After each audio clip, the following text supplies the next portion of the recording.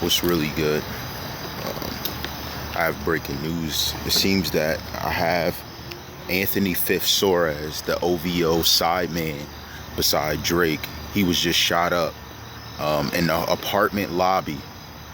And I guess he was shot multiple times. I had the video link down there, but what's crazy about that is that they don't have a reason.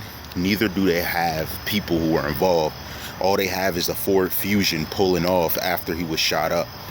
Now, this is very important because this would be, let's say, the second or third murder of this type we see dealing with celebrities. So it's starting to become a norm that at a certain point of success that multiple people are getting shot up by these celebrities. Now, what hasn't been disclosed is why or the evidence behind the occurrence. He was shot on Glamorgan Avenue. That's actually near Kennedy Avenue in Toronto. And they said the time of death was approximately 3 a.m. What makes it even worse in this case is the amount of times he was shot. In the video, you'll see one gentleman using a semi-automatic pistol and the other guy using literally a semi-automatic rifle of some sort, and it looks as if he was shot at least 12 to 15 times, and they were shooting through the lobby of the apartment and aiming directly at him. And one remark that was made in comments, you'll notice one of the guys even stops after the shooting to wipe his fingerprints off, and he did a bad job. So if they're smart, they'll get the fingerprints. He actually ended up rubbing a little bit away from his pointer and the thumb finger when he touched the door. So hopefully they grab that print and they can find out what's going on. This was clearly premeditated. In it, you'll be able to see that these gentlemen came from the far left side, and the Fusion they drove off in actually pulled up in the middle of the road from the direction where they came. So they were making sure they weren't spotted to catch him in the apartment lobby, let alone the lobby is very small. It was basically like almost if you think of the small lobby that you go through before you would enter into, let's say, a hotel going through double doors. It almost was that size, but they shot him so many times that it was just unreal. If you watch the video and you check it out, I read a lot of speculation. I read a lot of things surrounding it, but from my opinion and the analysis of not only the amount and the, let's say, the incident of action, it seems as if this was personal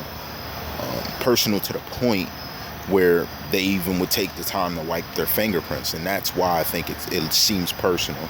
So in my opinion, from experience, I would say that they start at the door where the fingerprints are and then work their way to the caliber and the size and type, because these guys weren't shooting normal guns at him. These guns were definitely modded, and they need to find out why and who exactly was involved with that point of combat. So it's crazy. Rest in peace, OVO affiliate Fif Soares. I remember seeing him in different videos and just interacting with Drake, but it seems September 14th is when his murder actually occurred, and they're releasing it now with no details on any suspects. What's even crazier on top of that is that they did it in a Ford Fusion. Now, as we know, the vehicles that's usually used because of certain reasons to pull up, a non-tenant Ford Fusion did the shooting. So that blows my mind even more, because I know that there's some type of surveillance that had to catch these guys when they drove off, let alone the clothing they were wearing was very specific. It looked like the one guy had on some Pumas, to be real with you. They didn't have on anything, let's say, that gives the ghetto demeanor, like the Tim's baggy pants. They were well dressed and suited. So that also adds to the premeditation. They moved light and moved fast. That shows planning, and that shows targeting, and it wasn't something random, because they The first guy ran up. It was no conversation. It wasn't even eye contact. He just started firing. So that shows a lot about the type of crime they were looking to commit. And, you know, something that Drake had said in the thing was basically that RIP to one of our family members, our brother. I still can't believe this morning was real. And that was one of the most notable things he said. And with that said, it gives you something to think about. If you're a surviving friend of a celebrity or something, maybe you want to think about your life and what it's worth to be connected to certain artists. Now, as we know, Drake's not a violent artist. He's not some artist that just raps about guns.